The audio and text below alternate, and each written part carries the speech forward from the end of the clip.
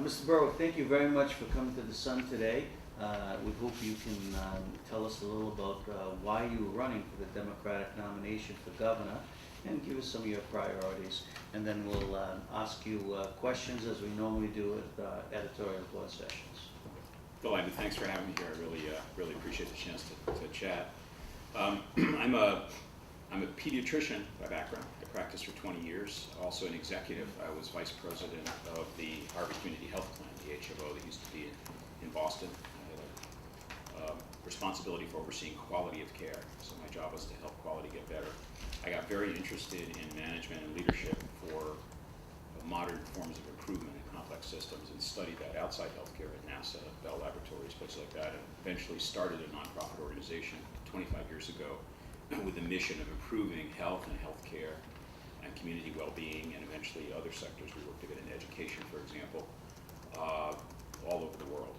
It's called the Institute for Healthcare Improvement, IHI, and I was the founding CEO. I ran it for 19 years. It grew from a little fledgling now to about $40 million a year now, works in 70 countries, and has worked at every state in the union. Very bold international and national projects to make healthcare improve rapidly to levels that were otherwise not achievable. Out of the blue, I got asked to come to Washington. The administration asked me to join. Right after President Obama was elected, the White House called and said, would I come to Washington to run Medicare and Medicaid, which is an enormous job. It's the largest agency in federal government. It's $800 billion a year, bigger budget than the Pentagon, 5,500 people. They had not had any leader for 6 years. The Bush administration left them without an administrator. And so it was a big ask. It's also the lead agency for healthcare reform. I did take the job. I was blocked. The Republicans blocked me. Glenn Beck, the Fox News pundit, called me the second most dangerous man in America. Who's number one? He said it was Cass Sunstein, but I told Beck I'm more dangerous than Cass. You So seem anyway. really nasty. What? You seem really nasty. Yeah. So, but it was we lost Ted Kennedy's seat, so the president didn't have a filibuster-proof majority of 59 votes instead of 60. So he decided to stuck by me, put me in anyway as the head of Medicare and Medicaid through a recess appointment, which is time limited under the Constitution. So I had 17 months there, worked very hard on the first phases of the Affordable Care Act, getting new drug benefits for elders, prevention benefits in Medicare, defending Medicaid. It was an amazing job. It was my first time in government. I've been a private sector executive for my whole life, but I loved it. I brought everything I knew about improvement and modern management to that agency and really started to make changes, but I got thrown out after 17 months. So I came back here, very excited about staying in government. I think the kind of skills I have as a manager and executive, my experience in healthcare, which is central to what we've got to do with the Commonwealth, my commitment to social justice issues, it makes the governorship the job I want, and I think I can help. I also left upset about what's going on in Washington. It's in gridlock. They're just not being responsible. Active dialogue, the sense of the ability to solve problems, it isn't there, and it just isn't going to work. Totally committed to progressive politics and values, and you can't do that without a government that people trust. So the decision to run for governor is partly that. I think the country needs a beacon. It needs a place that is unapologetically committed to progressive values, skillfully led, and executing properly. And I think Massachusetts can do that. We have a great track record. We have the first state to make healthcare a human right. We're the first state with marriage equality, the excellent energy policy. So we get things done here you don't see in Washington. Well, we have big problems, and that's sort of what excites me as a challenge. You can see my platform. I've written every single policy statement in our campaign. Big issues for me include. What's the biggest issue? It's hard to pick What's one. the biggest? You can't. It's not one. If I have to pick one central issue, it's probably education and its relationship to growth in the economy. We have.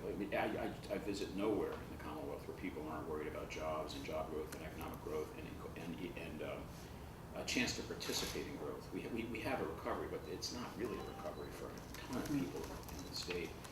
And I believe that an investment in the government can invest in areas which will help economic growth and and if I have to pick one at the top, it's education, all the way from early childhood to schools to elementary and secondary education to higher education. They're the on-ramp to social mobility, and we have tremendous innovations possible to make the skills development of the workforce, match workforce needs better. But I also would include the innovation economy, investing in innovation from the government as a catalyst for innovation in partnership with the private sector. I'm very interested in smart growth and smart communities. We really have some great examples where proper public-private partnership grows community vitality with transportation-based development, with mixed use and mixed income housing, safe streets, park and recreation development. It really works. Very much in favor of worker rights and be a great place to work. And that's key to development. I certainly support the minimum wage. I think it should have been indexed to inflation, and I'd head for a living wage here and equal pay for men and women. And then business-friendly policies. When I went to Medicare and Medicaid, I began doing a project right off the bat I called the Stupid Regulation Project, which was to find regulations that were in the way of healthcare, hospitals, doctors, entrepreneurs, that didn't help anyone. They were just leftover legacy regs, or just didn't make any difference to anyone. And I asked my team to find 50 regulations that aren't needed, and they brought back 80 in a couple of weeks, and we eventually issued a regulation to take away 100 regulations. So that, that's key, that whole And concept. did that happen? Yeah. The president actually then during this period, issued an executive order to go looking for unnecessary regs. We in the Department of Labor were the flagship implementers of that. And I think we were the first and biggest out there with regulatory relief. This isn't about harming patients or doing anything that affects the safety of the system, but it just made it easier to be a business. The other really important issue for me is, of course, healthcare. It's what I've worked on for 30 years. I know what better healthcare could look like. I'm one of the authors of a key paper 10 years ago called the Triple Aim, which means better care, better health, and lower cost. I know what it's like to have better care at lower cost. I've worked on it my whole career. We need it here. Healthcare costs are just eating this state alive. It's the most expensive state and the most expensive country in the world. And it doesn't have to be that way. We can simplify and make healthcare more directed at the needs of patients, and costs will fall. But we're not doing it. We're staying focused on hospitals and inpatient care when a better care system is much more integrated. And the can you biggest, support a single payer? yeah, the biggest form of waste is complexity in payment. And I'm the only candidate for governor fully committed to single payer health care. How would that work? Well, the basic idea is to take the different streams of money that flow in to the healthcare system here. It's about 17 or 18% of our economy. Put them in a single pool. We're talking about Medicare, Medicaid, Group Insurance Commission, current employer-based coverage, employee contributions. Have it all come into a single pool, which then is publicly accountable. It's a pool that is transparent. We can make decisions as a Commonwealth about where we want those resources put. Nobody's hiding. You know the prices. You know who's paying what to whom. And instead of an opaque system that nobody understands, that involves tremendous layers of paperwork for doctors and nurses and hospitals and patients and families, we come out with a single flow that is the payment system. It's not government takeover of the delivery system. It's the same delivery system, but now you have on the other side of the table a purchaser who can speak with authority, and immediately the cost will fall. Vermont is another state, speaking of single payer. They actually have a plan, and their designers now estimate that they will be saving about 12% of total healthcare costs, public and private, in the first 3 years, and 26% in year 6. And these are savings on the public side. Healthcare is 42% of the state budget, $15 billion. Even a fraction of that savings can go back to roads and schools and things that have been underfunded for years. So does this mean big teaching hospitals get the same reimbursement as a community hospital? Not necessarily. There's a payer now who can have an intelligent conversation about that, but there is someone to stand up for the interests of patients and families. This recent deal with Partners Healthcare, for example, it's a very bad idea. It's a very bad move for this state. Here we have the most I expensive. was going to ask you something. You're talking about the Partners deal? Yeah, they want to acquire South Shore Right. and Hallmark and the North Shore. They're already essentially a monopoly. They just name their price and it has to be paid. They're a very big dominant player. I have enormous utmost respect for them. They're a wonderful. I trained there. It's a wonderful organization, and they give great care. But they have a new duty right now, if you ask me, and that's to help in Massachusetts reduce costs while improving care. They could do it. Instead, the Attorney General signs a deal which lets them increase their monopoly share in return for promising to keep their prices where they are plus rate of growth of inflation, and to allow selective choice within their networks. Neither of those is enforceable. They have nothing to do with the goals. It's chiseling the status quo. So if you were governor right now, and your or the state's attorney general signed that deal, what could you do as governor? Under the current payment system? Yeah, could Governor Deval Patrick say no or challenge that? I think he should. I think the governor and the attorney general should have gone to the mat and said, no, we have Chapter 224, the voluntary system that's supposed to contain health care. We are barely doing that. I mean, we're just basically holding the line. This is a state that needs that money back for roads and schools and rail and the safety net, and private industries need this because we are killing ourselves in the job market. If you go to business people and say, what would keep you in Massachusetts? Why are you leaving? Or what would allow you to grow? Almost all will say it's healthcare costs, number 1 or 2 on their list. That and the skills gap. But healthcare costs, if they're not controlled, we lose jobs and growth. And by single payer healthcare would be the biggest stimulus I could think of as a policy matter that's within our hands to stimulate job growth in the Commonwealth. It just makes sense. Without that, you have the bully pulpit. I would be going to them, but with respect. I mean, this enormous organization ought to be reducing its prices, not holding them the same, and being party to the solution of the healthcare cost and access problem in Massachusetts. Now, the Attorney General, we had her in a couple weeks ago. She questioned just how much she could have done to get them to knuckle under, so to speak, and whether it would be even constitutional. And yet, we expressed our concerns because we have Lowell General Hospital and other hospitals in the area who now the impact might directly affect them. They're placed at great disadvantage. I think competition in the market will fall. There'll be places that will close. Consumers will pay higher prices out of pocket. So will insurers. Laborers will get hurt. There'll be less to take home. I mean, what's leadership? Leadership is bold. Leadership is about not saying, well, I'm sorry, I can't. It's figuring out how the heck you can, because this is the fate of the Commonwealth we're talking about. And I don't know what she feels her authority is as Attorney General. For Pete's sake, if you're governor, you got to stand up for what's right for people and for the Commonwealth, and this is not right. And I think the job of leadership is to find a way to get the coalition and the voice going. The argument is very, very strong here. I mean, there's hardly a stakeholder that doesn't have an interest in getting better care at lower cost. When she was here, she said, and we quoted her, that if I was governor, the Andy Dukin scandal and the compounded pharmacy scandal wouldn't have happened under my watch. And her comments made in this room went statewide in some of the Boston papers. What's your reaction to her statements like that? And would you be so bold as to make a statement like that? They did happen on her watch, I'll point out. I mean, Pardon? They did happen on her watch. She's in government. I can't, she's not here to pay me, and I don't know. I think. But she said it. Yeah, well, I'll tell you this. I think that, look, I've been a private sector executive for 35 years. A doctor, but also growing a small organization to global size without laying off a single. We had 140 employees, never laid off one during the Great Recession. Widely respected organization all over the world. I led the largest agency in the federal government, and while I was there, we did terrific things to help people. The job of governor is an executive job. It's a CEO job.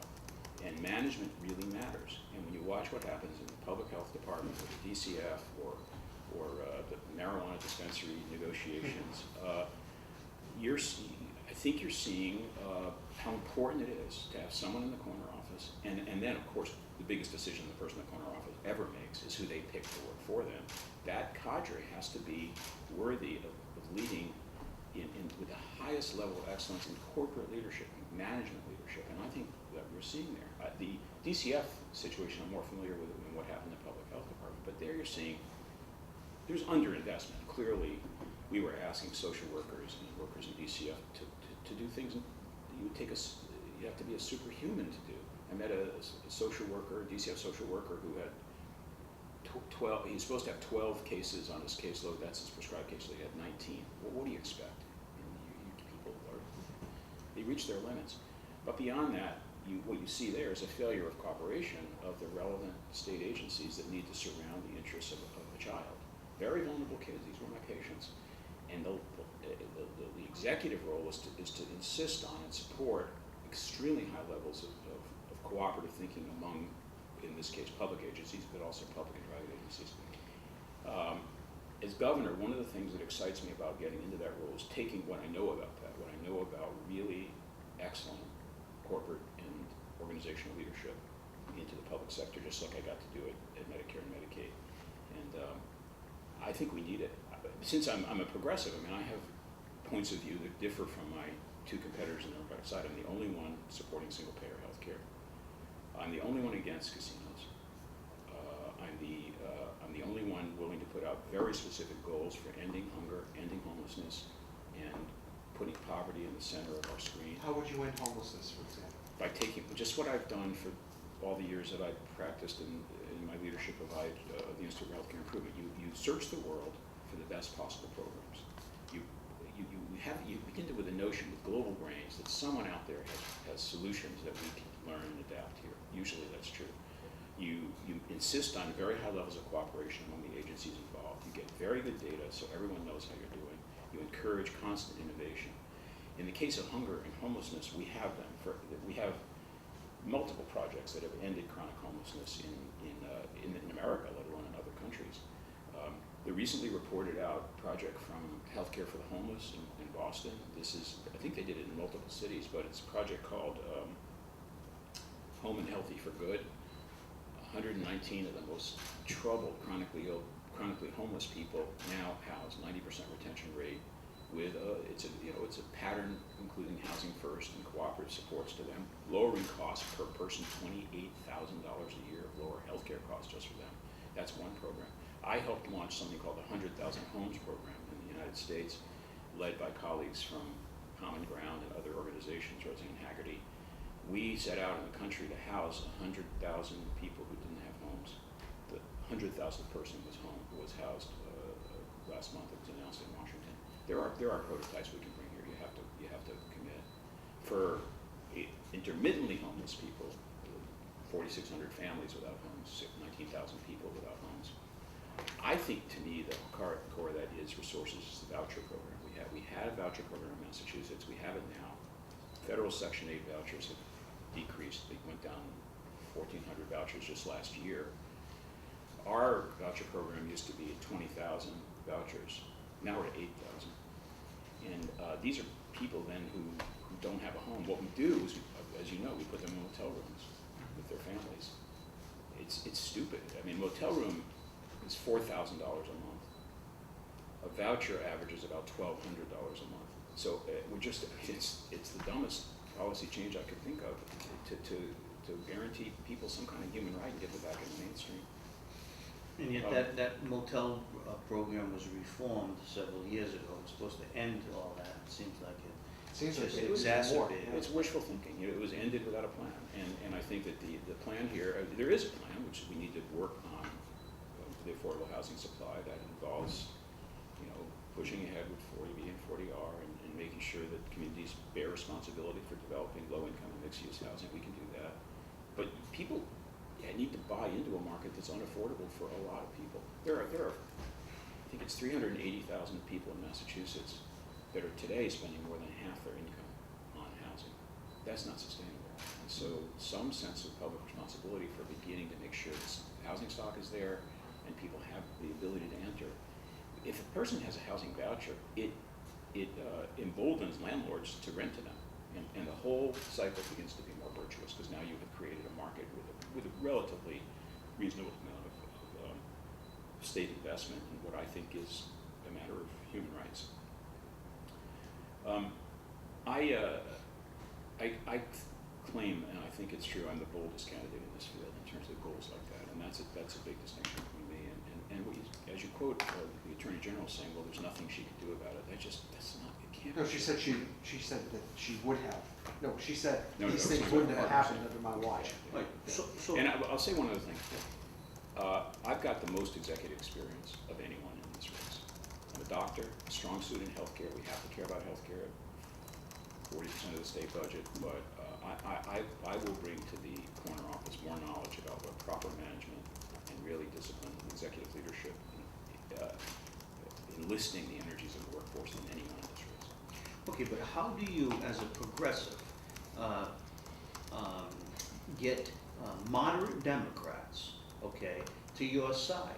Because, I mean, what does progressive mean? A progressive to a lot of people means bigger government, throwing more money at problems that you know, some people can't solve, and yet you talk about efficiencies in a healthcare system and making all these changes. So how do you rationalize that? Yeah, I mean, it's a great question. But first, I think there's a difference between the label and the instincts. And Exactly. what I'm feeling out, I mean, look, I've been running 17, 18 months now. I've been all over the state. I have not just been in, you know, Lexington and Amherst. I've been all over where people don't call themselves progressives. That way they would never give themselves that label. But then you start talking about the meaning in their lives, what they want for their communities, what troubles them about the direction of the state or America. And the ideas surface that we're unfair. Income inequality is everywhere. Everybody knows someone is addicted to something, to a drug. Everyone knows somebody's about to lose their job or already did. So many people in these allegedly middle class or working class communities, I say, what are you doing for work? They'll say, I'm in transition. I can't tell you the number of times I hear that. So there's a shared sense of something not being right. I think it has to do with a shared sense that power has gone with money and that it's not right, that that's not the way we need to run things, and that people get left out. So if I drop the label progressive and say, how about, well, a society, a commonwealth that exhibits and is an example for the country of social justice, equality, compassion in public life, the kind of thing where you help your neighbor, where your rights are really protected. How would you like that? I said, yeah, I'd like that. The inequality is growing and growing. Now, it's a hard thing because I think with the inequality and the concentration of wealth has come lies. It's come messaging that people, I mean, you repeat a lie often and often people believe it. And then I think one is for the people you're commenting on, it's a win-lose game. That if we somehow help people in trouble, the middle class loses. Or that it's naive to be compassionate, or that for someone to succeed, someone else has to fail. Those are all wrong. They're not the state I want to live in, and or the community I want to help build. But people actually have come to believe that. I think you have to go back to the data. Prison reform, corrections reform, a very important area. We have a pretty defective criminal justice system. It's not. I mean, people are trying. The sheriffs that I've met are terrific. They really know this, and so do the prison administrators. But look, we've got 24,000 people in prison in Massachusetts, 24,000 in houses of correction, county houses of correction, 24,000 in state prison. Everybody agrees in that system. Half of them have no business being there. They have mental health issues, they have substance abuse problems, and we cut the heart out of the support system, so there's no alternative. There's no place but prison for them to go, and in the prisons they don't have the rehab programs that they really need. A lot of the rehabs and vocational programs in our county houses of corrections anyway, you know how those are done? The staff are volunteering their time, and they're bringing volunteers in the community. We're not committed to getting people back into the safety net. Well, you could say, well, that's progressive. Prison reform is progressive. Get people back into a position where they can be contributors to society. That's a very good thing to do. But even if all you are is fiscally conservative, you do that. A person in prison costs the state $42,000 on average a year. Do the math. If half of them don't belong there, and you could take some modicum of that and put it into substance abuse rehab and vocational training and supervised therapy and mental health care, you'd have trouble spending $20,000 on that. Given your progressive background on substance abuse, and we've asked this of several of the candidates, do you view it more as a law enforcement issue? No. Or a social, economic issue, There as are some of the European countries do? There are enforcement features to it. I mean, for example, I think it's very, very clear, the data are really clear that unlike, say, 20 years ago, now prescription drugs are the gateway, which I wouldn't have thought that ever would happen, but now it's a very toxic situation. The pharmaceutical firms have now made products that can be abused much more easily than ever before. Those products are on the shelves. Prescription practices are making them much more available. And we're in a wave now of prescription drug entry to heroin, because heroin's a lot cheaper than these prescription drugs, and that's one of the patterns. So that's partly an enforcement, or at least a surveillance problem for pharmaceutical use, in my opinion. And there should be interdiction at the high levels of drug flow, until we were to decide to take a big step into legalization, which I don't think we're ready for. But no, people turn to drugs largely because something else is wrong with them. And it'll be poverty, or the vestiges of racism, or the loss of opportunity in our communities, and the underlying attack has to be on despair and causes of despair. Gang violence, for example, there are very innovative and wonderful programs to intervene on gang violence. It's not just guns, it's culture. And I think we have to be sophisticated that way. That's a multi-agency issue, but the programs that have worked around the world and in the nation that we could bring to Massachusetts in substance abuse, they're more support programs than they are enforcement programs. I do think that we could have a bold goal here on my website. You'll see, I would, if I'm governor, will go for 50% reduction in substance abuse and suicide, which is related, in 5 years. I believe we could do that. It's very edgy, but I think again, thinking in terms of best practices around the world and a really aggressive focus on them here, we can do something. And the good news here is the motivation in every community I've been in will be very high. People would say it's time to put an end to this, and I think we can. I'm sorry, I want to say one other thing, because Yeah. I didn't mention the casino debate, because that is related. Oh, you did? I did. Well, you said you were opposed to casinos. Yeah, but it's related to the engine of the economic decay, and then this the violence and the substance abuse and other things that come from it. Casinos they're so evidently the wrong thing to do that it puzzles me that my opponents are where they are. I don't understand it. I mean, I've dug into this. There are at least 30 states with casinos. They're very well studied. There's a research center in University of Buffalo, which I've talked to, a research unit in University of Illinois. Very, very good research on what happens, and we know what happens. Casinos, they add petty crime, DUI, disarray to the communities. Whole new levels of public safety are needed. They double bankruptcies. They cause a tremendous amount of job loss. Illinois has a terrific study of the balance between the jobs casinos add and the jobs that are lost because of what they do. It's not in the same ballpark. And they add gambling addiction. So back to the substance abuse issue, why would we add gambling addiction to the problems of an already underfunded and underserviced mental health system? Just a quick follow-up. You usually ask this question. Do you think there'll ever be a licensed casino in Massachusetts? I sure hope not. No, but do you think there will be one? Okay. Do I think there will be? I think not. Because here's what I think. I think this populist movement that's just taking shape in this period between now and November 4th is it's pregnant with possibilities for people that really stand up for themselves against very big money. And maybe I'm a romantic about it, but I think this is really interesting. People realize they have a vote, and no matter how much money is poured into the pro-casino arena, and a lot will be, this social networking around the reasons not, I think it may win. Well, but maybe people are desperate for jobs. I don't see the governor or any Democrat or Republican getting companies to move to Springfield or Holyoke. I see 356 unsolved murders in Boston. Do you actually think a casino in Boston is going to double the murder rate as opposed to what it already is? I don't see anybody changing the 60 people who were shot and killed over Chicago in a weekend. There's no casino there. So I say, what are the answers to these things? They like to blame things about casinos that haven't even happened yet, and they say they are going to. They like to predict. What about the things that have already happened, and what are the solutions to those? You're putting two things together that don't belong in the same pot. I mean, first of all, you're yes. saying the casinos are going to be bring evil to Massachusetts. Look at Detroit. Look at Atlantic City. Look at Ledyard in Norwich, Connecticut. Look at Niagara Falls, New York. That is what they did. Detroit, you couldn't find a more troubled place. Add casinos to Detroit, it hurts Detroit. Trump is closing now in Atlantic City. Hara is closing in Mississippi.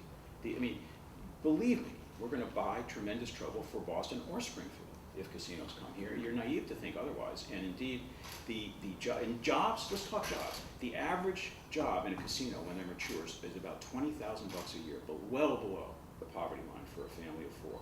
The net income in Ledyard, Connecticut, after Foxwoods opened, fell $20,000 a year in the next decade. And that's not a recession, that's a casino.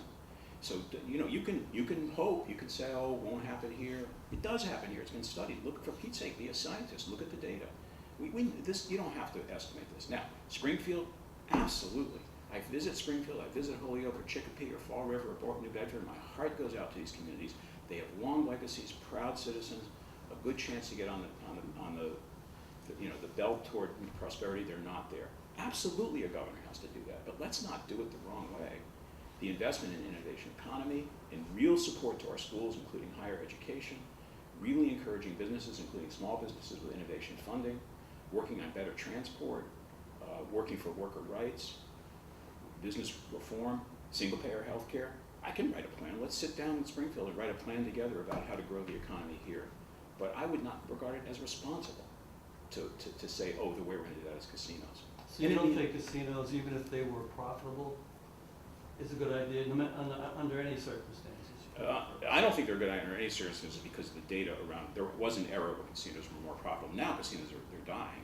The casino industry is downsizing and they're closing all over the place. It's a heavily oversupplied industry right now, which is, by the way, this idea that somehow we'll open them and people will come. I don't know. That's not what's been happening around the country. The casino industry is a sick industry right now.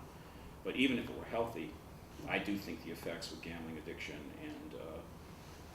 and public safety issues, they're pretty serious what happens there. And they kill small businesses. I think small businesses are really important to an economic growth agenda, and casinos are toxic to small businesses. We know that, the data are there. So I would have trouble supporting them under any circumstances. What's your view of the state lottery? If we were back at the beginning, maybe I'd reconsider it. I'll tell you, here's my view right now. It's $970 million, I think, and it goes out to cities and towns. It's also nice, it's fungible income. When it gets to the cities and towns, they can use it as they wish. And I think that's a really important thing. I really trust local judgment for how to invest. So it's not restricted funding. And it's helping a lot of places. It is regressive, it's redistributive. The lottery definitely moves money from wealthy people to poor people, from poor people to wealthy people. My view right now is I don't think we can stop it. I don't think I would try. I do think we can regulate it properly. I think having a $30 scratch ticket. But it's okay for the state to be in the gambling business. I don't know. Okay, I'm a realist. We are where we are. I mean, it's a hypothetical to say, well, should we have started it? We are there. It's helpful in revenue. What I would do is I want to work with the lottery regulation system to see what is known around the world in lotteries that reduce the predation on poor people, so that although lotteries always are regressive, we could do less. I think a $30 scratch ticket is completely irresponsible. Yeah, what are we going to say about the pricey scratch ticket? It's irresponsible. You're taking people out, their payday, they go there, they can afford the $30 ticket, it makes no sense. It's taking money the wrong way. Well, that lottery was originally supposed to go 100% to cities and towns. Now the legislature cuts off 27%.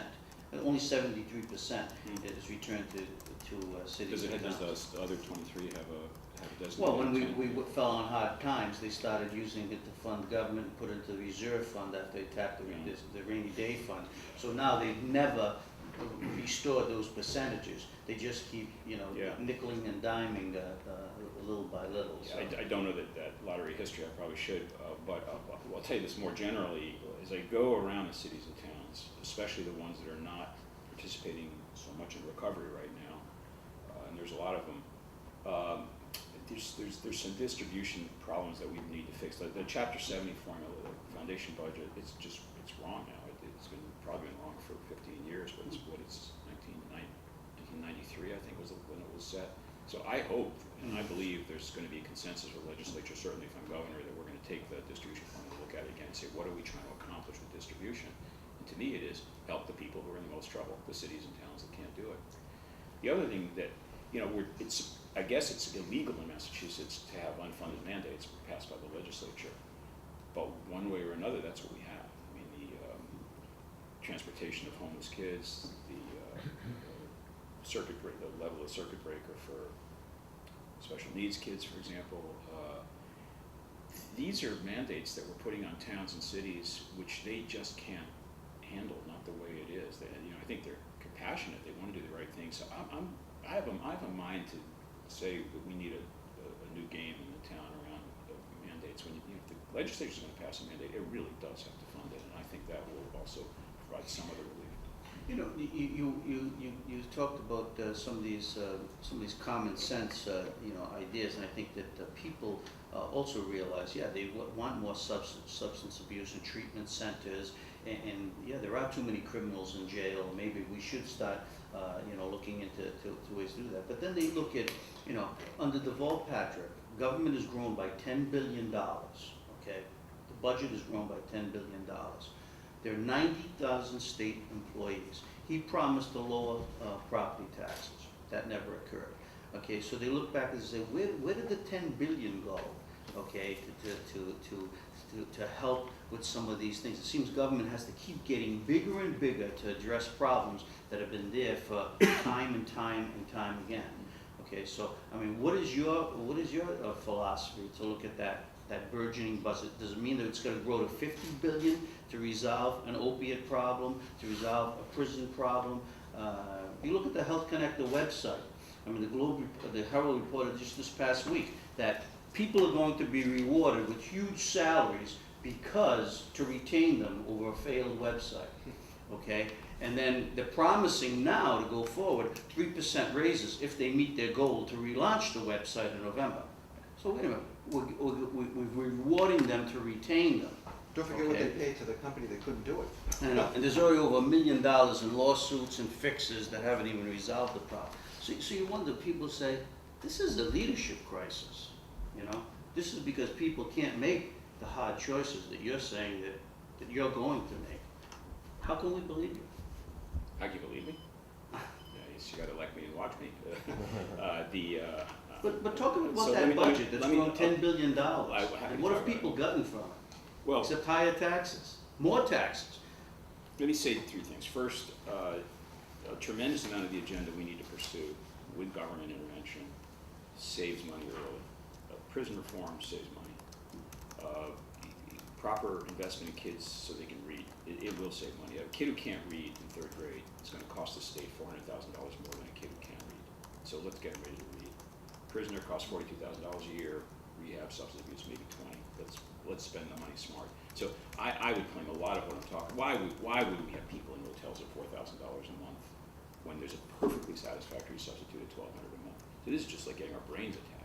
So you're saying we're just not spending, there's enough money, but we're not spending it right? No, I'm saying there's some savings to be had by regarding some of this expenditure as investment in stopping stupid things and doing smart things. And that, that's always the first. As an executive, you're always looking for the better way to do something at lower cost. And we got a ton of that, whether you call it progressive or not. This is just smart business. Second is good government in the sense of government that's managed well. And this is a key point to me, which is bad management is bad management, whether the government or the private government or the private sector. I believe what's needed in government, in the federal government, the state government, and local government is the best possible management, which means you look at the expenditure, every single nickel, and you ask questions about whether it is well spent or not, whether it's waste or not. That has to do with the kind of simplification I was talking about when I was at Medicare and Medicaid. It has to do with modern methods of quality. When I went to Medicare and Medicaid, we were about to issue a $1.4 billion contract, one of the larger contracts for so-called quality improvement organizations. These are all over the country. They help hospitals improve their care. And I walked in the office. They put this contract on my desk, $1.4 billion. They said, sign it, because we need a year to execute the contract. 1 year. If I ran my organization with 1 year cycle times for contract execution, we'd be out of business in 2 years. You can't do that. I said, 1 year? That's the way it's always been. I said, no. You got maybe 3 months, maybe 4, because we used to use the time between now and when a contract's issued to make sure that this is completely consistent with the entire quality agenda of our government. And I want every relevant agency in the room in my office talking about whether it's helping them. CDC, NIH, HRSA, Veterans Administration, the Defense Department, and we got together, and I said, we're about to issue a $1.4 billion contract. Is this what you need? Are we doing it in a way that's going to help you do your work better? We went through that process. Everybody contributed. Finally, I think we issued that contract in 4 months. That's government running right, and I think that matters. That saves money. The public you can't go to the public saying we need more if you're not using what's there well. It's a fundamental business principle. It applies here too. The waiting time, the DMV, affects our ability to ask the public for funds to get people who are homeless back into houses. Now, beyond that, we have to find some revenue. And so there are 3 places I think that matter. 4. The biggest one is job growth. I mean, if we can grow the economy, a lot of this conversation goes away because then it's a rising tide. But what I think we have to be working on, I think single-payer healthcare and healthcare reform are key. It's too big a part of the economy to walk away from, and it's so far from what it should be that I think it's time to take the next step with real reform. And that I'm not sure that'll give us in money in the first year, but by 2 or 3 or 4 years, it's hundreds of millions, public and private sector. I will say this, I don't think this is a good time for an amateur on healthcare reform in the corner office. We need somebody that knows what they're doing. Second is loopholes. And I don't know if you guys have studied what they call tax expenditures on Beacon Hill. It's the list of loopholes and exemptions that have been there. They've accumulated over time. I'm not sure, I think it's about $2 billion of tax expenditures now per year in a $35 billion budget. These need to be wrestled back. I mean, they were all done because somebody said to somebody else, I'll add jobs or do something, but they don't. There's no contingency, there's no clawback, there's no real money in escrow, and I don't like it, and I think I want to work with the legislature to say we're going to dial back on those. And then there's fair taxes, and I said and I believe I'm going to fight for tax reform in the state in which people at the high end of the wealth spectrum pay a higher rate, and at the lower end less. I cannot go any longer to a $50,000 or $60,000 person trying to keep their family together and say your taxes need to go up, or you need to pay a higher share of taxes, which they're doing now. But I'm perfectly happy going to wealthy people in the Commonwealth and say, congratulations, you're wealthy. I hope you earned it well. Now you owe, and get some of that money back into the play. How about corporate tax? I honestly haven't looked at the corporate tax scene enough to be absolutely sure. I wouldn't do away with them, and I'm not sure the direction they need to go. One thing I would do is take a small amount of corporate taxation and stabilize funding for some things that are very good that aren't stably funded right now, like the Culture Foundation Fund, I guess it's called. It's the funding for development of cultural facilities around the Commonwealth. It's extremely unstable funding. The return on investment is very high, and that I proposed 1/4 of 1% of the corporate income tax should go to that, to culture and the arts, because I think it's a growth area for the state. How about tuition reform? Yeah, Kids leaving colleges with debt. It's amazing that a kid can go to the state college system and they'd have to pay more than if they went to a private college because the endowment pays more of their tuition. If my memory serves me, 10 or 15 years ago, we paid 80% of the cost of the state higher education system. Now I think it's 17 or 18%, and all that is regressive. That's all back on. The people that actually rely a lot on the state colleges, community colleges, state universities, those are people who are trying to be upwardly mobile. On the other hand, I think they're one of the great potential glories of the Commonwealth. I have a lot of respect for the public higher education system. Something like 85 or 90% of the people that go to the state higher ed system stay in the state. That's not true on the private sector side. This is a really an investment with tremendous traction. If you looked at the NBAE report that came out last month, it was on what are the key issues for job growth in the Commonwealth. The 2 out of 3 of the NBAE members, or the surveyed organizations, 2 out of 3 listed the first problem as skills gap. Hey, we have the engine to deal with that. And if you, it's a Northern Essex Community College, very interesting thing. They're a good example of a great practice where General Electric in Lynn is working with Northern Essex to help develop curriculum, specifically so that the people who come out of the community college are ready for the jobs at GE. That kind of business college cooperation, which will be hard to accomplish in the private sector, is a very good idea in the public sector. I've seen another Middlesex example. does that, yeah. Pardon me? Middlesex Community College does that, yeah. Yeah, and I've seen it all over. So I think these are engines of change. I want to increase investment in the higher education, the public higher education system here. We proposed something that I think originated in Indiana, as I remember. I'm not sure where I first saw it. It's called last dollar coverage. It means essentially for any person who wants to go to public higher ed who can't find another source of support, the state is the funder of last resort, and I think we can make that work. Have you visited UMass Lowell over the last 4 or 5 years by chance? I've visited them, but I haven't spent a lot of time there, but I've talked to them at some length. I talked Well, to. my question, Marty Meehan has Yeah, has it's great. transformed the campus. Amazing. I think the last count there were 6, maybe 5 or 6, 7 new buildings, and they are gleaming structures. Absolutely. But when you look at that, or when you think about that, do you cringe a little bit because there's a cost there? The cost of going to UMass Lowell today compared to 5 or 6 years ago, and the admission standards have completely changed.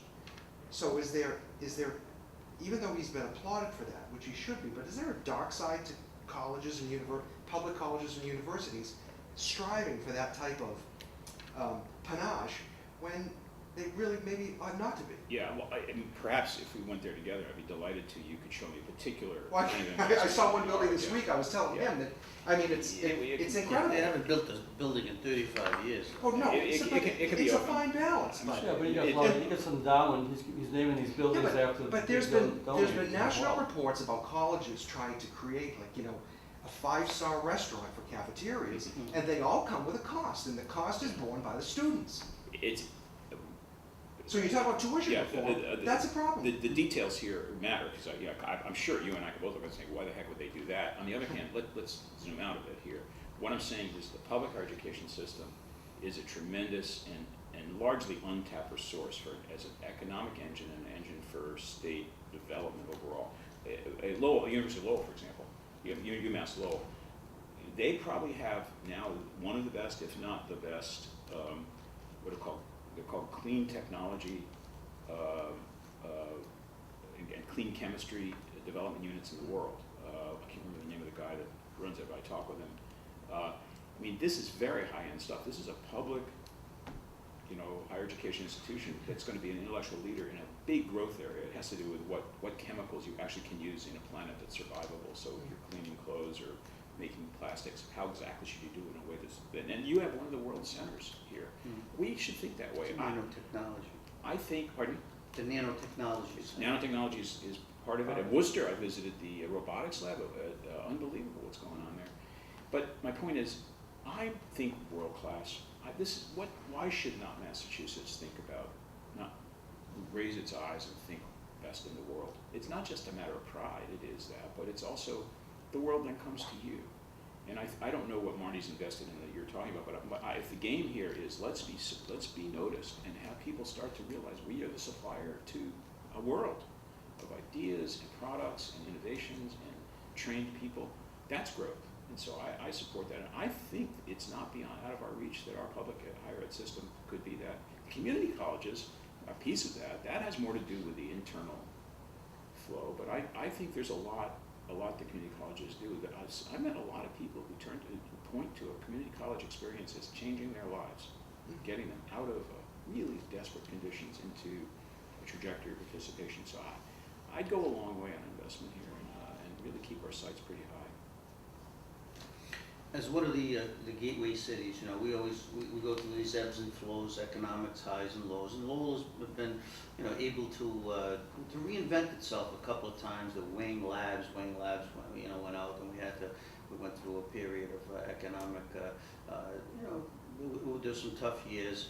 Starting over, we renovated a lot of these mills, but still, we've got a place across the street, the Hamilton Canal District. Are you aware of that? It's supposed to be the big economic zone.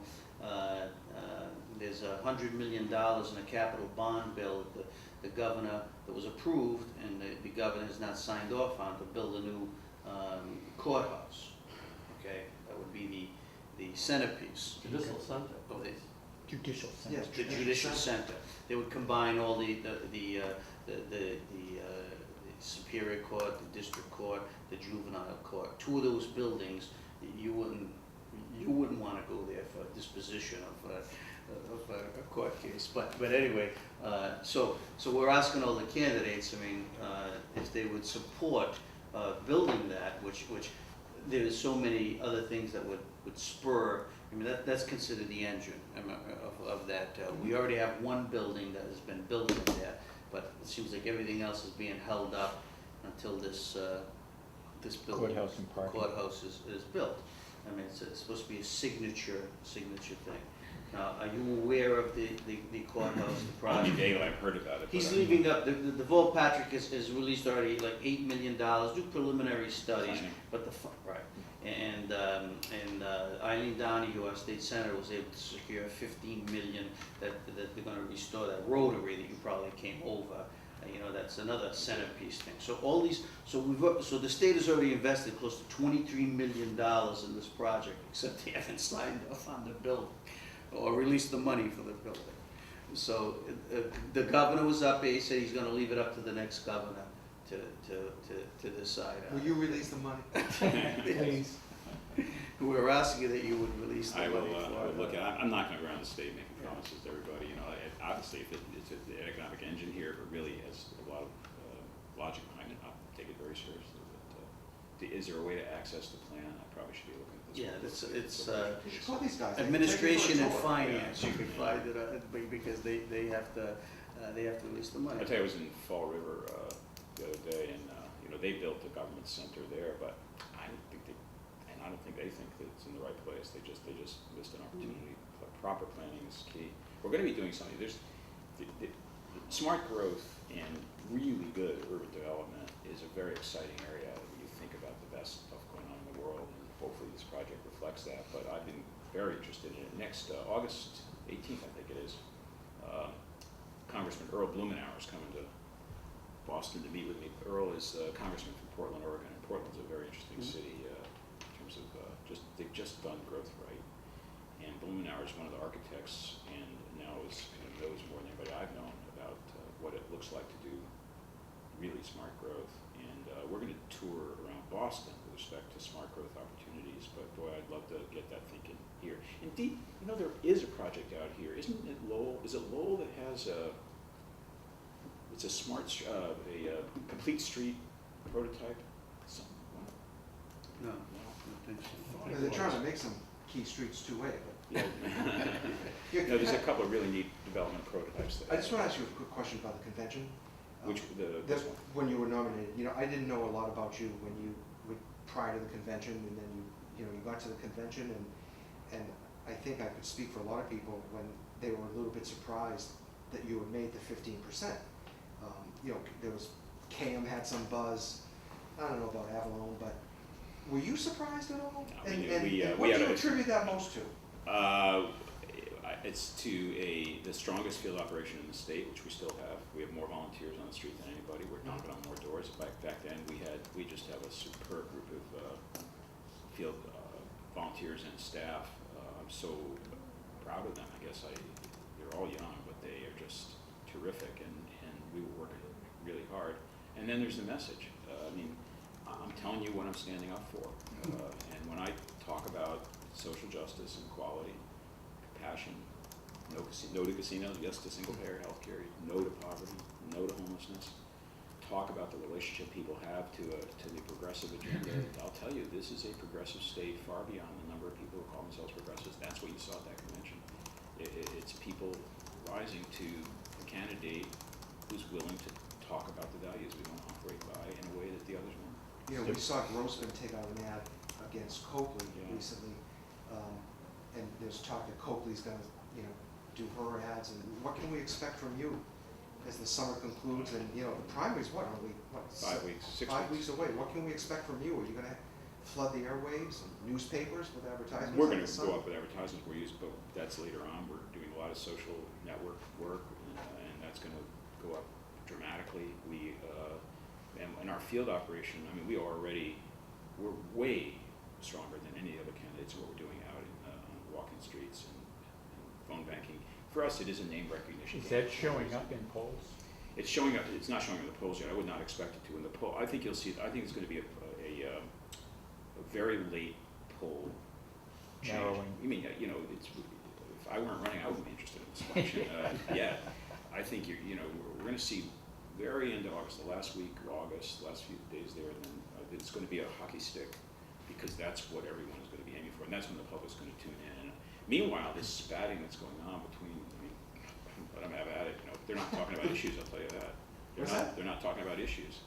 They're not talking about issues that are really important to people in this Commonwealth, about their economic future, about justice in their lives, about excluding minorities, about the well-being of children, about the growth of an innovation economy, about an education system that's world class. No, they're yelling about PACs, and that's not going to. Which politician do you most emulate? They're most emulate. Yeah, let me rephrase that. Which politician in history do you most admire? President, senator, Yeah. governor? Well, it's a remarkable question. I mean, Maybe we should phrase it statesman. statesperson. Yeah, well, sure. I mean, you know what I mean.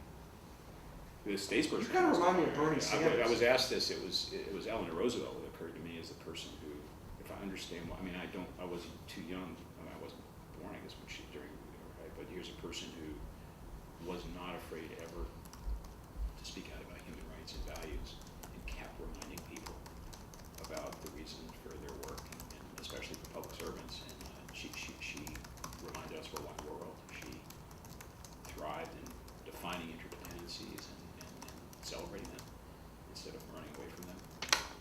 In policy terms, what FDR did has got to be credited as turning us into a country that had much more possibilities for compassion.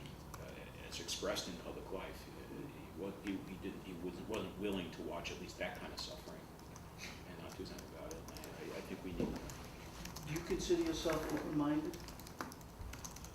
Well, it's only one right answer to that one. I mean, yes, No, yes. no, I mean, we've Yeah, got, the leading we've got, okay, well, Yeah, well, what this I is what's consider- happening. There was a protest down at the State House yesterday Yeah. over this pipeline, Kinder okay, Morgan, Kinder Morgan pipeline, okay? And it's gonna come right through our region. We're concerned about it because there's several, communities that are, but when we're listening to both sides. I mean, I got a nice letter from a laborer the other day that we ran in the newspaper. Yesterday, And he says, hey, wait a minute. We've put up these pipelines. He says, I've worked on these all across America. He says, the technology, it's one-sided right now, it's coming up. And yet we hear from people, they're always writing letters, the energy costs are too high, they're always complaining about gas is too high, they're paying, and then I say, well, and then they're out there on the line protesting, they don't want the gas line coming through and stuff. So I say to myself, if the Commonwealth is going to achieve some of these things that you say, because right now, housing is very expensive, living here is very expensive, you wonder why people move away sometimes, and so you say, what do the people really want? They say no to this, no to that, no to that, and then yet they want cheap housing, cheap energy, cheap everything. Now, I just came back from Oregon and Washington State. I was out there for almost 2 weeks. I couldn't believe the windmills, and these things are huge. This is what to see those things up close. And I was shocked to find out that in Washington State and Oregon, they're not even using all of them now because they've overextended themselves, and they can't sell enough of this. Overproduce them. Yeah, they're overproducing and stuff like that. And it's unbelievable. Yet they litter that landscape, the mountain ranges and everything else, and they're destroying the vineyards, Dave. They're destroying the vineyards. I know we're getting there eventually. So I mean, you're a governor. Put your governor's hat on, and they say, "Well, gee, no, we're not going to go through someone's private property." Yeah, they're saying that this. You picked a good example, but if your question about am I open-minded, yes, I am. What can I say? But how would the Don Berwick look at that issue? I want to go back to the how would Don Berwick do stuff and then I'll get to the issue. Don't talk about yourself in the third person. Once I had a lot of mentors when I was learning about leadership, proper leadership, and I remember one of them. He drew a graph of how to lead, and at the very top of it, the step one out of the steps, he wrote the word curiosity. You cannot lead if you're not open-minded. You just don't know everything, and if you're not willing to go in and assume that people know things you don't, most likely your workforce, for starters, you're going to screw up. So, to me, open-mindedness is I flatter myself that I am, but it's part of doing stuff right. And I think in ways when you see failure happen in building consensus, like between the government and legislature, part of it is not enough openness, not enough like, tell me what you think, here's what I think. With respect to Kinder Morgan, it's a very interesting example. On Kinder Morgan, I don't think it's a good idea, and that isn't the safety issue for me. It has to do with the planning issue for the energy economy. I mean, we can keep adding stuff, gas, windmills, whatever, but hold on a second here. How much energy do we need? Over what period of time? What's our plan, hopefully, for getting off fossil fuels eventually, because Hurricane Sandy hit Boston, a third of Boston was underwater. We got to behave responsibly as a citizen in the world. But it's very hard for me in the absence of some long-sighted plan to say, oh yeah, build that gas, build that whatever. We actually need to understand this. Now, my own view is a plan is very possible, and the elements are clear. The biggest element has got to be conservation and energy efficiency. That's not windmills or a gas pipeline. That's insulating your home, smart grid, energy efficient appliances, electric vehicles. There's a whole bunch of stuff we can do to just stop using as much energy, and I think that is the frontier we should be on more than anything. Then there's renewables, and that's solar, wind, and hydro. What about nuclear power? That's the Nuclear's safest very- industry in the world. It doesn't kill birds. Nuclear, you'd be thrown out of the room if we were in Plymouth right now. I mean, they're I'm just just so saying. scared. Well, they're saying that Pilgrim's design is the same as Fukushima. I called the head of the Nuclear Regulatory Commission who resigned in protest of the over process. He says it's not a question of whether Pilgrim or Seabrook is going to go bad. It just went. They all go bad. So it's safe now, but there's no evacuation plan from Cape Cod. The NRC approved. There isn't one from Seabrook either. Not from Seabrook either. Well, Well, I just see go I see inland. evacuation routes. yeah, Evacuation- what, 286? You evacuation route see them, cannot they're pass sitting bumper to Pilgrim. bumper trying to Yeah, get out But of here's Seabrook. the point. You said it so right. Leaders need, I think, in the public sector, probably private sector too, is to call on maturity, some level of maturity. We are adults, people. Let's act like it. So nobody gets everything they want. It cannot happen. We're in a hole so deep, it's going to take us 2 decades to dig out of it. And we're killing the future for our kids. Now we're going to have to shovel together, and that means that, and no one gets what they want. You have to look at a windmill. You may have to suck up a little more natural gas. You're going to have Pilgrim be online longer than you really wish it were. You're going to have to look at a hydro line coming down through New Hampshire. You're going to have to pay a little more to insulate your home. Everyone's got to ante up.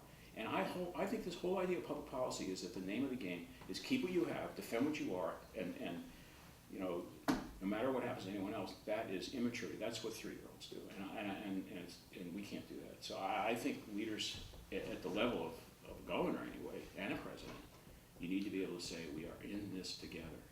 I'm from the '60s, and I was 17 years old when John F. Kennedy said, "Ask not what your country can do for you, ask what you can do for your country." I mean, that we put that on the front of our high school yearbook. Today, we got to remind ourselves about that, which is nobody gets everything they want. And Where are you from originally? A small town in Connecticut, Moodus, Connecticut. Never heard of it probably. What? Moodus. Moodus. What a terrible. Is that up there that's up near Norwich, isn't it? It's northwest of Norwich. Where do you live today? I live in Newgate. I worked at the New London Day, Oh, you did? Yeah. Well, New London was before the casinos. before the. Don, do you think that Governor Patrick responded correctly when he was asked about Market Basket and he said that he had no comment on it? I didn't see his comment. I take His your word. comment was that he didn't feel it was his place to comment on it. I don't know. I had my comment on Market Basket, which is I admired those workers. I mean, think of what was going on there, which is they were standing up for a company that had earned their affection and their loyalty by being treated fairly. There was some kind of family squabble going on. Nobody knows what that was. That's But understandable. what a remarkable thing to have these people stand up, knowing the risk they were taking, It's amazing. and say, "I worked at a place that I'm proud to work at, and I want to defend the people who made it that way." I thought that's the high road. And so Do you think it's the governor's place to act as a mediator in that situation? if asked, maybe I don't know beyond that. Again, I don't know the governor's relationship to that situation. I can only comment, I guess, as a candidate or as a public citizen. Was he asked to intervene? No. No, but there's been some suggestions, that a politician a state senator or someone should step in and maybe, Yeah. try to mediate, but, 25,000 jobs. Yeah, it's a big deal. I well, do you know think the company should bring RET back? Because Yeah. we've asked everybody that. Some that. people have Well, answered. from what, I don't know either of these people, and there's something, I mean, you never know the whole story, Yeah. but, yeah, I mean, it sounds like this guy was able to craft the kind of relationship among, so it wasn't just labor management, it was labor management customer relationship that is the mark of a really good place. And, so he sounds very accomplished. I don't, I mean, again, nobody knows the whole inside story, but I'll You tell you one actually other answered thing. questions, unlike some of your opponents. I'll tell you one thing, this is really interesting to me, that, of course, in the training, will I defend labor for collective bargaining, do I like unions, or am I business friendly, will I support business? Yes and yes, but the actual answer lies in what we're talking about, it's relationships that really work. I was in Worcester yesterday there was a meeting with some of the executives and the labor union, it's called SHARE.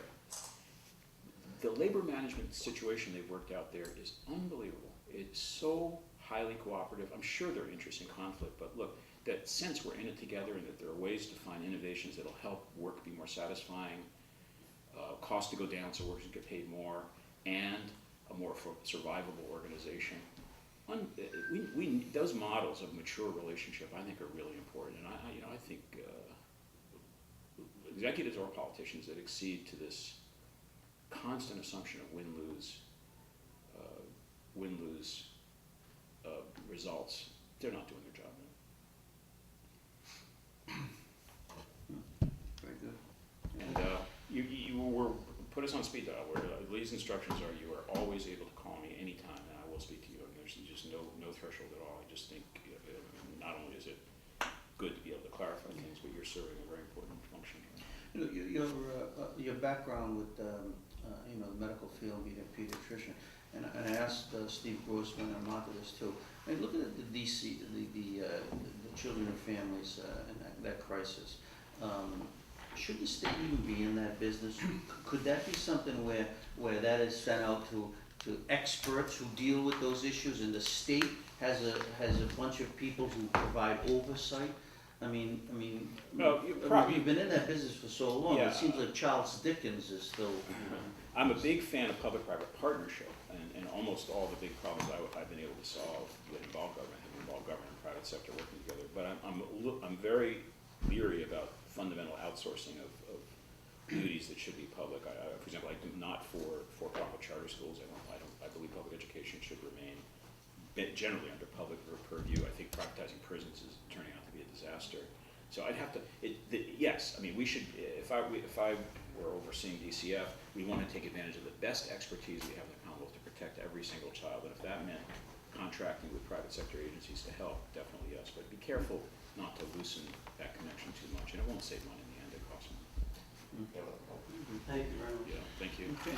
Last time we were together, by the way, I remember was we were at the homeless shelter here in Lowell, and that was a stunning experience for me because Yeah. they were showing us this room full of empty cots, or waiting full of empty cots, because there was no rehab facility in the area. I don't know if that's still true out here. That was pretty impressive.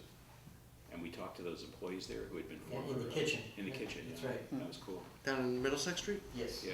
David, you're everywhere. Well, thank you for coming from Lowell. Good luck. Thanks. Mhm.